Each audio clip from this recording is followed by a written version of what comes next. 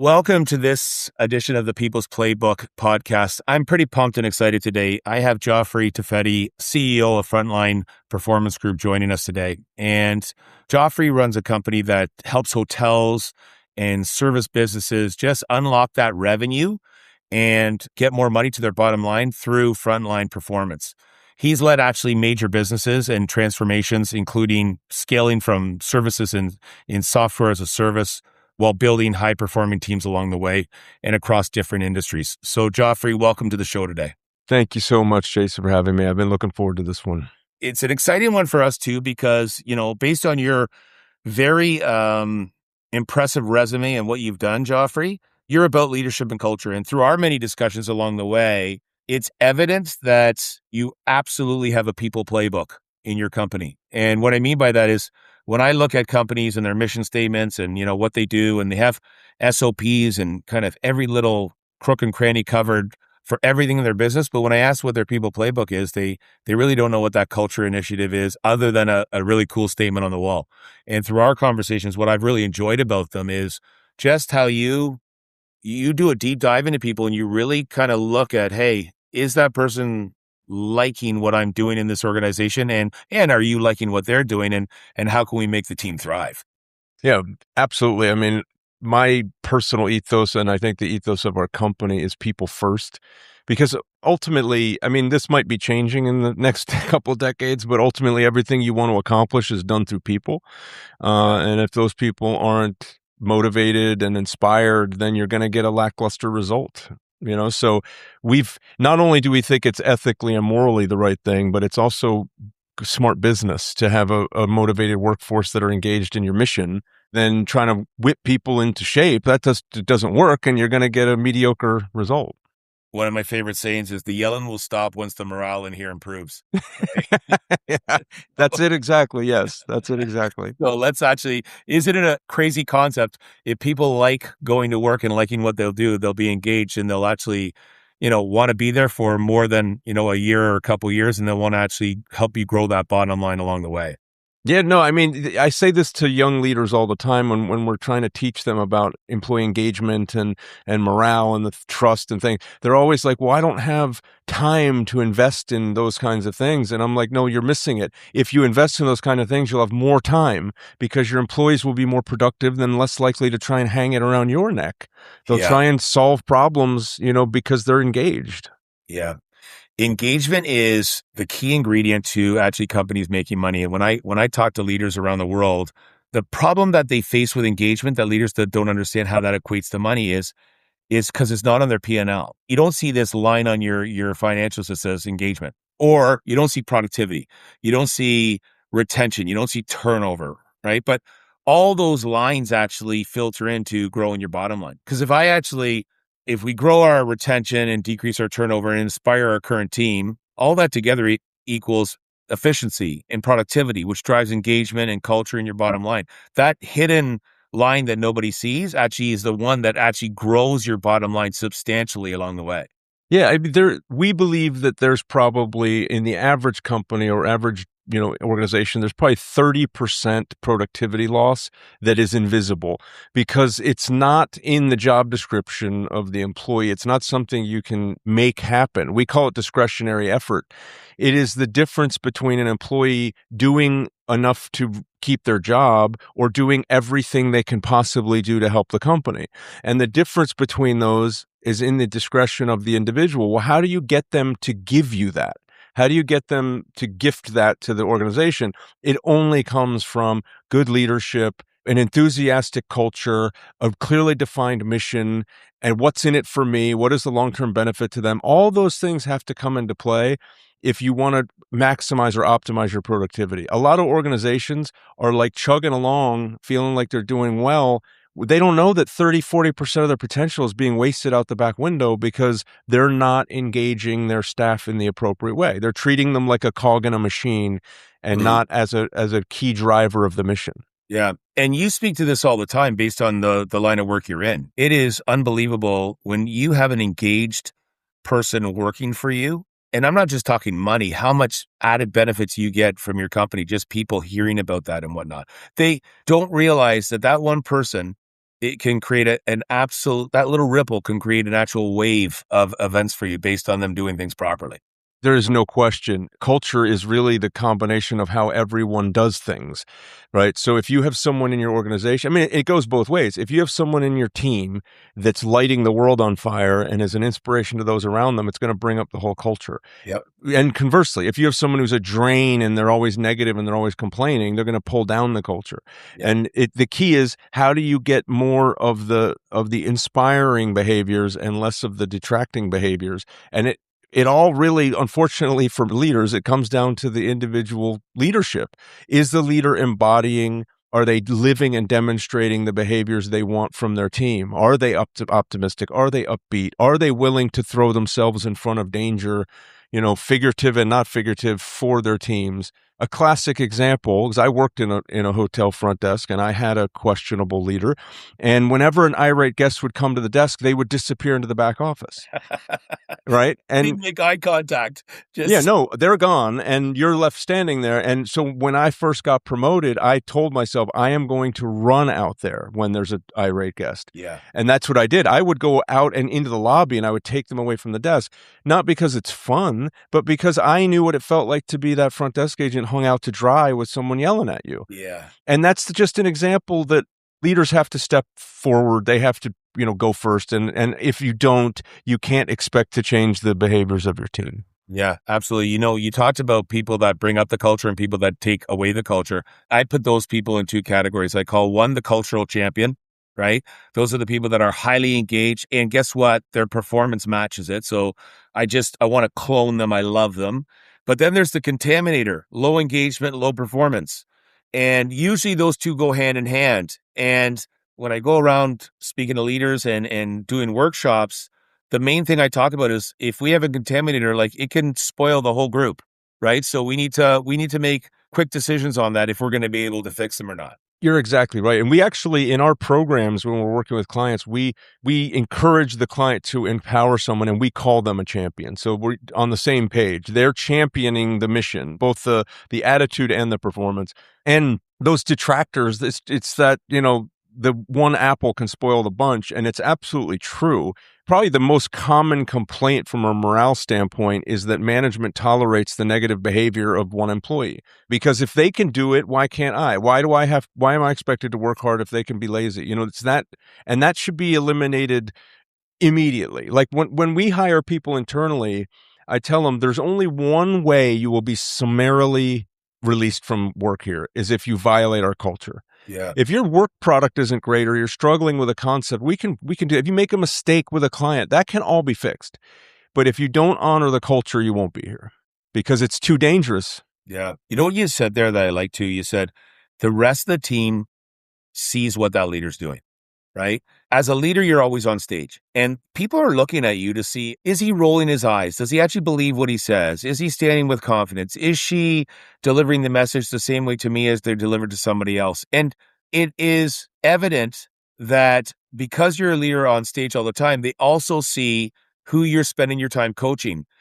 And when I talk to leaders around the globe, I say, don't kid yourself. That high performing person that you're avoiding because they do everything well and they're just a rock star, they actually get upset that you're spending all your time with that low performing employee coaching them all the time because they're saying, okay, well, they get all your time because they're not doing their job. I need some of your time. And even if we're looking at a sports analogy, even the best player on the field, on the diamond, on the rink, whatever, you'll see the coach when they come back. The coaching may be, that was the best shift I've ever seen you do in your life. Please do that again. That's unreal how you just did that.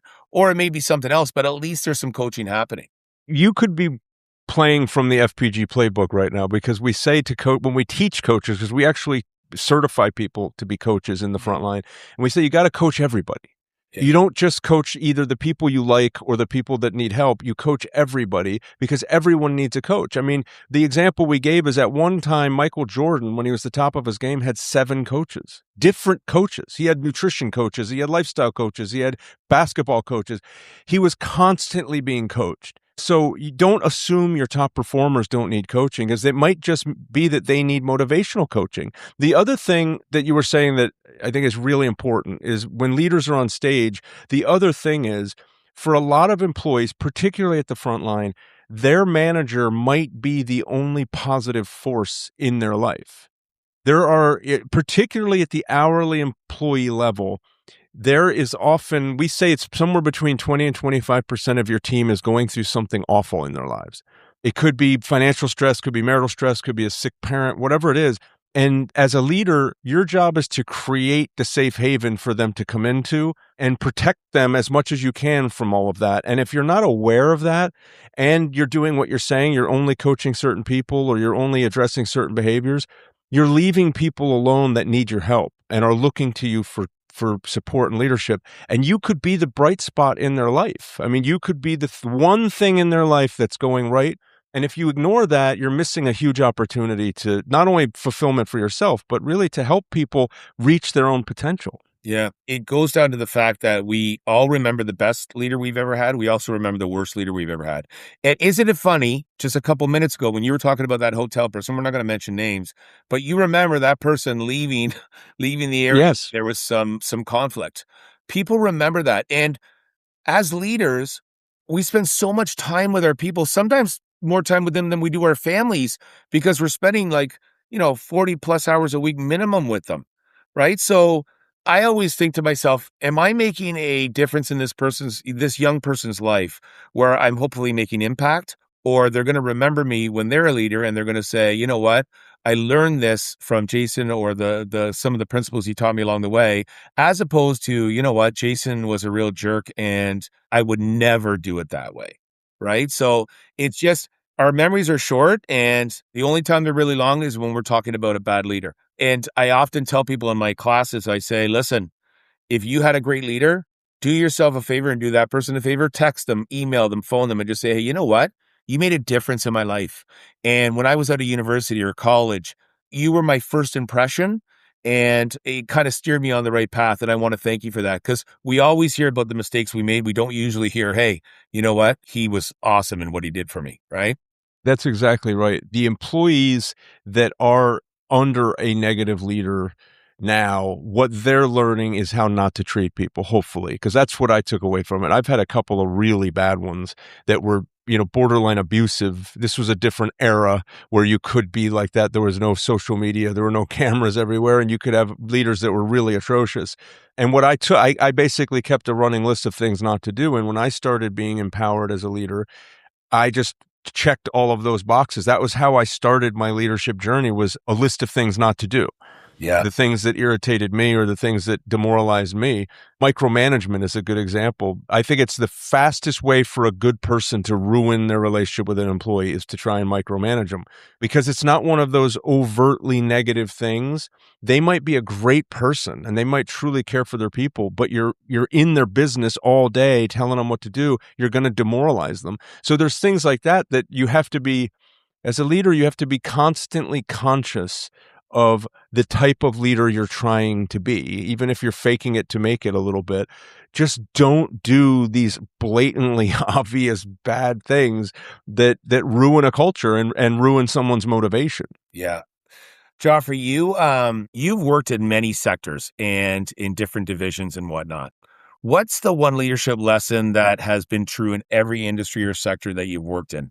I would say I've touched on it, is the managers or the leaders that do not put themselves in harm's way on behalf of their team has always been, in every environment, a very negative aspect, or conversely, a very positive aspect. And unfortunately, in my life, there haven't been many that have done it. But in my experience, I mean, in the last 30 years, and I mean this legitimately, I think maybe 3 people have quit that were my direct reports, Wow. That's because for me, I'm serving you. I'm here to enable your success, because your success is my success. I mean, let's be honest. Yeah. As CEO, I have 200 people that help make me successful. How can I then in turn help them be successful? Because that's really the formula.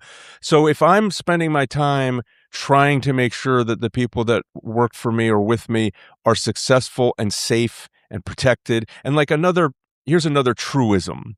The managers that take credit when it's good and don't take blame when it's bad is the exact opposite of what should happen. If something good happens, give it all to everyone else. Because if your leaders are competent, they know it's your leadership. You don't have to take the credit. Give it to everyone else. If something goes wrong, take the blame away. Even if it was one of your employees' fault, don't tell anyone that. You could tell the employee that, but don't publicly shame them. Take the blame. That's a good embodiment of that truism that's always been the case in every job I've been in since I was an hourly employee. Yeah, I love that. I often say when you're good, you don't have to tell anybody you're good because they know it, right? The other powerful thing I love when leaders do is when they say the few words I don't know. And how many times have we seen a leader on a stage and they get asked a question, maybe it's a tough question from the crowd, and they do the hubbadas, right? They try to, and I just think it's so powerful when a leader actually says, you know what, I don't know that answer, but I'll find out for you, Yeah, I right? guarantee you I'm going to find out if Yeah, I I'll don't know the guarantee you I'm answer. going to find out for you, but it's so much more powerful to say, hey, I don't know that. Show some humility and show, hey, you know what? You're not supposed to know everything as a CEO.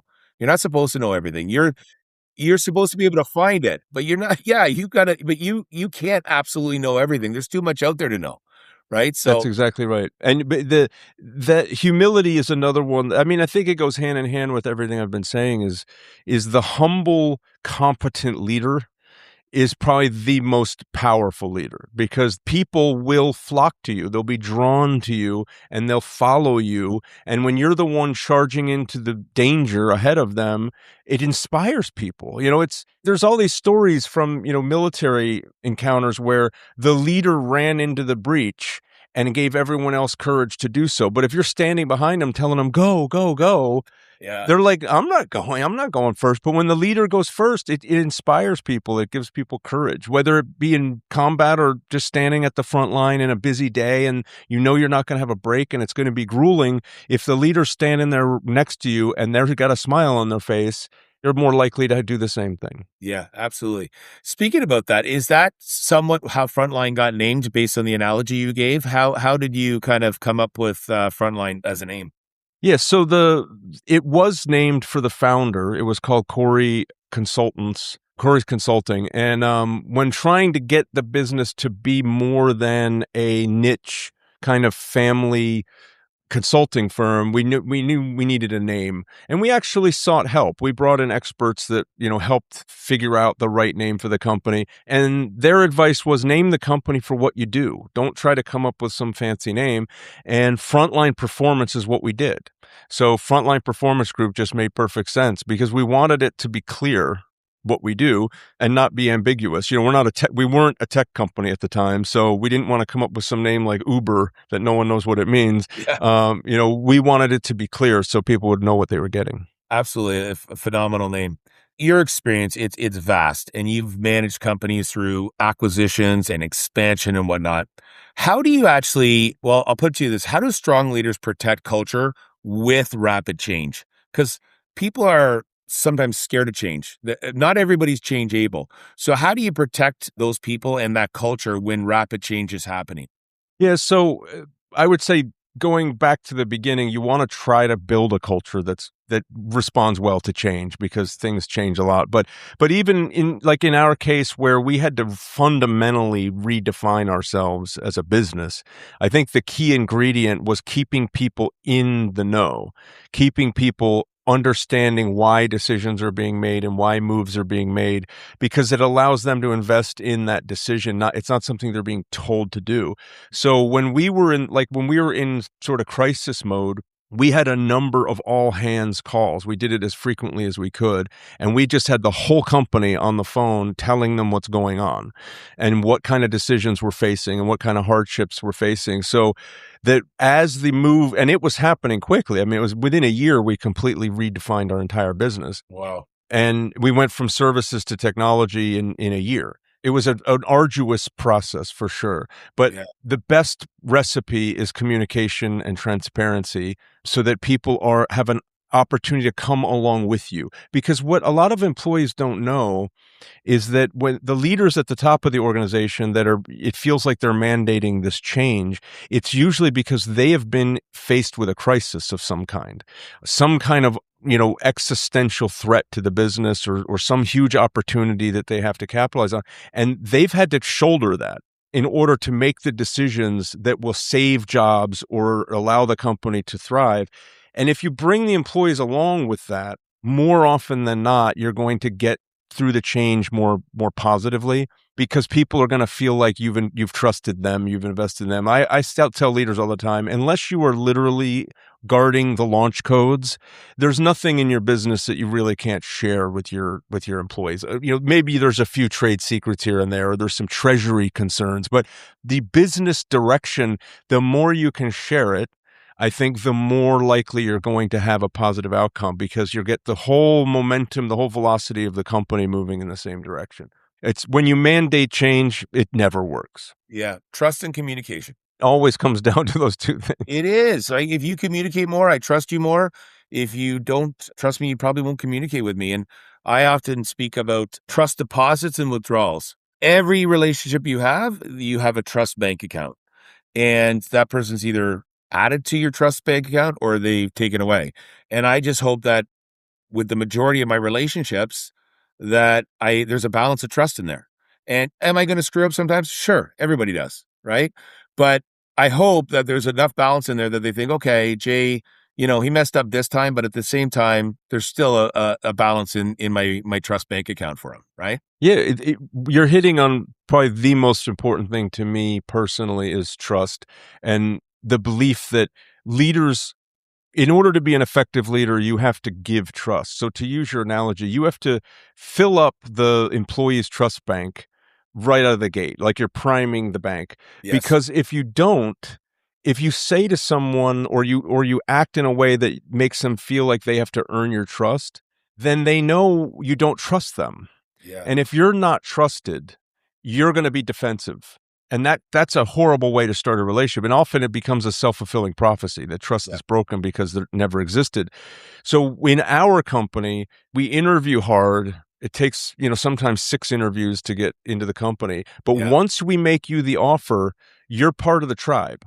We've adopted you into our family and we trust you. And then it's up to you to do things that might reduce the balance in the trust bank. But it starts full.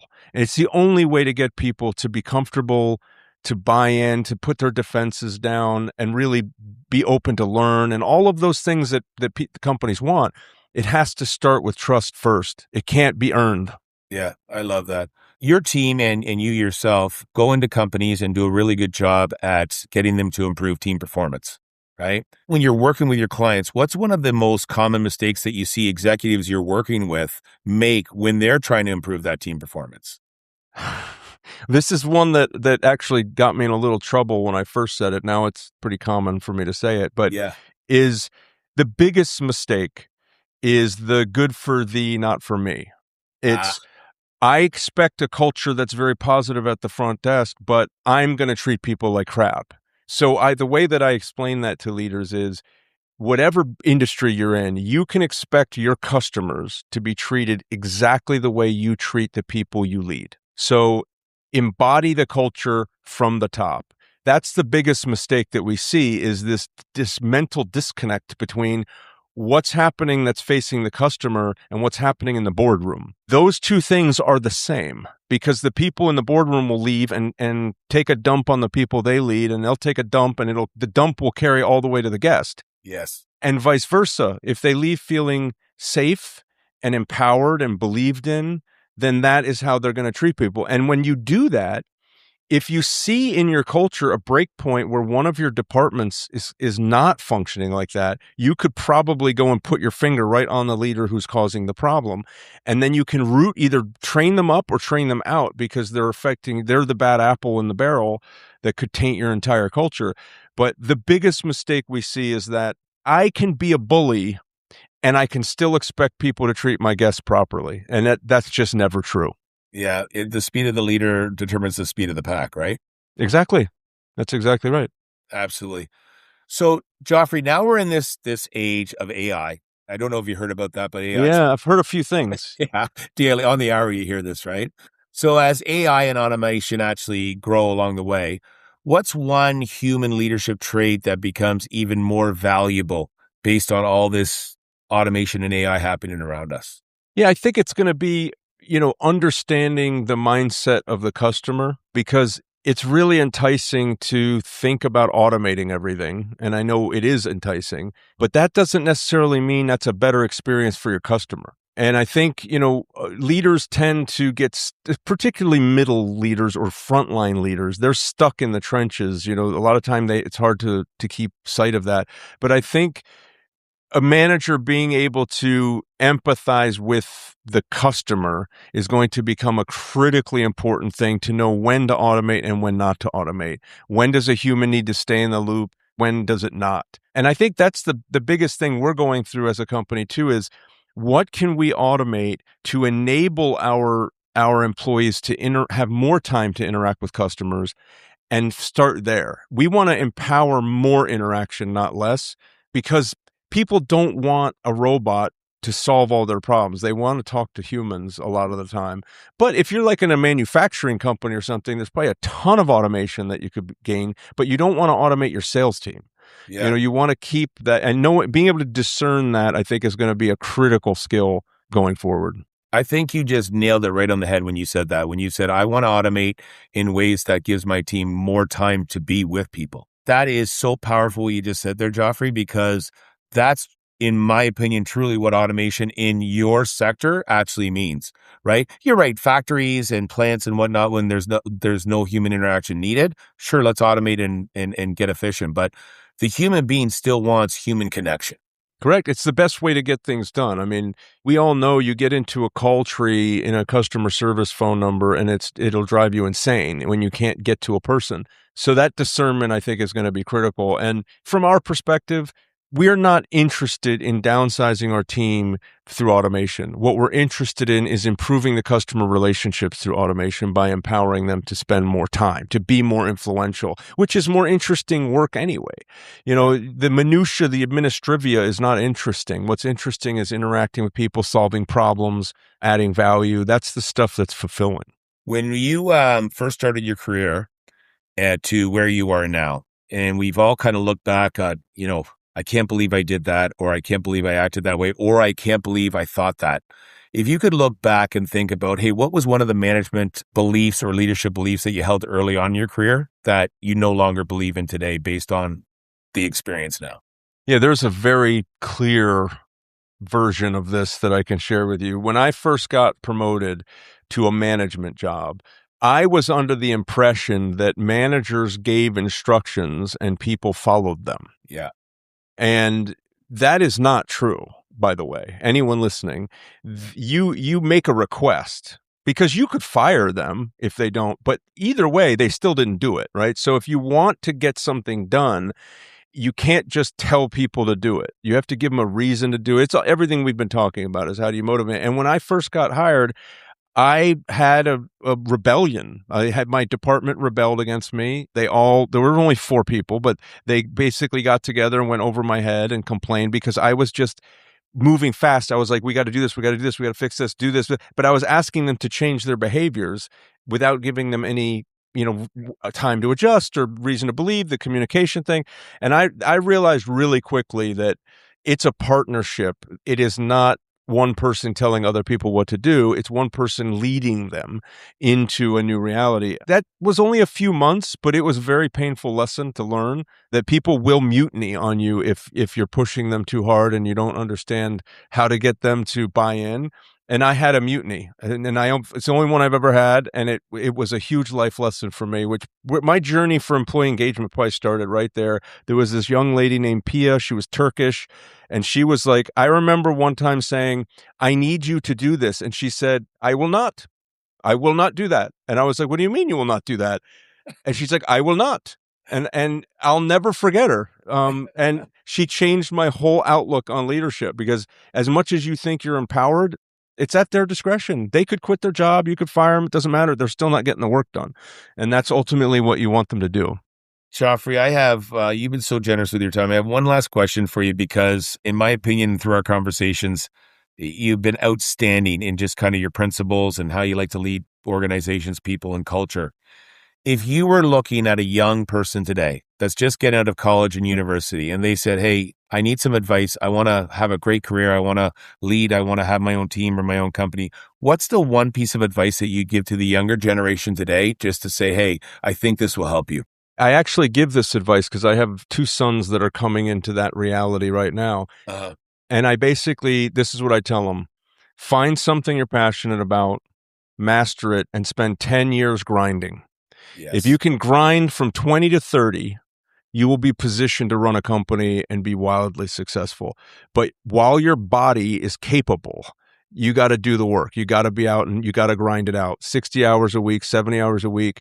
Then you can set yourself up for a tremendous amount of success. So master what you're doing and work really hard, outwork everybody. And then you come out and people look at you when you're 35 and be like, how is he so successful? Because he grinded in his 20s. Yes. Like the 20s are time to grind yourself to the bone. But that grinding, I call it the crucible. That crucible you go through, all the little failures, all the little humiliations, all of the really hard days, the 16-hour days, the unforgiving, unrelenting effort forges you into a leader who can lead an organization because you've done it. You don't ask anyone to do something you haven't done yourself. And that's another thing that I think people can see through.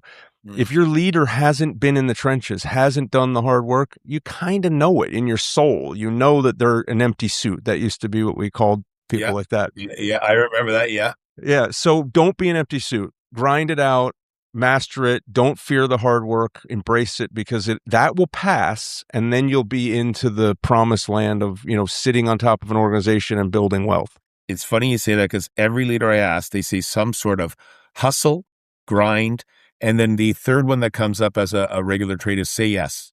So, say yes. And one person said it best. He said, say yes and then say and. So keep them out. Yes, I'll do that and keep the momentum going. Yes. Right. And when you do that, it's amazing what happens because I wish young leaders or young people would ask great leaders kind of some advice along the way because we all, like I said earlier, we remember the good ones and we remember the bad ones. I still remember what one of my best leaders said to me of all times. I was young, I was carrying a bag in sales, probably wasn't on top of my game at the time. And he said this to me. He said it. So I was chasing him down one day because I had an emergency signature. Remember, we needed signatures back then. Yeah. And we actually needed to bring you a piece of paper and sign. And he said to me, he said, Jason, don't let your disorganization make it an emergency for me. Wow, Geoffrey, that it was like a punch in the face. I was like, okay, That's a but genius. right, but it said something to me, and guess what? He changed my lane. I just was like, okay, that's one thing I had to change right away, and just say, hey, you know what? I need to dial it in more. Right? Yeah, that could be one of the all-time great business quotes I've ever heard. That Yeah, person is a genius. Maybe he yeah, borrowed it from someone, but that is a genius. yeah. He literally just actually just went right at me, and he didn't say it rude. He just said, hey, just FYI, you're not in your game right now. So, and one time his same leader said to me, he was one of the best I've ever had. I said to him, I made a mistake, but it wasn't a bad mistake. It was just, and I said to him, I said, sorry about that. And he said, sorry. And I go, yeah. And he said, no, no, no, you're part of the team. You're on the field. He says, you're a player. You don't say sorry. He goes, you're not a fan in the stands right now. He goes, you're on this. He goes, you don't say sorry on this team. You just make sure you don't do that again. Right. And I was just like, okay, like he was Yeah, just that kind of got guy. it. Right. I still talk to him today and he's very up there now in age but you talk to the people that he led along the way and you're just like, everybody has those stories about him. Right. Yep, that sounds like a really great person to have worked for. Yeah, absolutely. Joffrey, with that, you sound like a great person to work for. I can't wait till this comes to air because this will be one that people share and comment and make sure that they forward out. But with that, I thank you for your time. I thank you for your leadership. I thank you for thinking differently. I thank you for being humble and transformational and being transparent and just getting the younger generation and companies kind of on the right track to go where we need to go.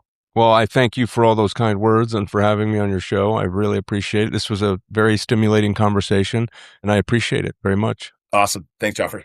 If you loved that session and that conversation as much as I did, would love to have you join our People Playbook community in the link below.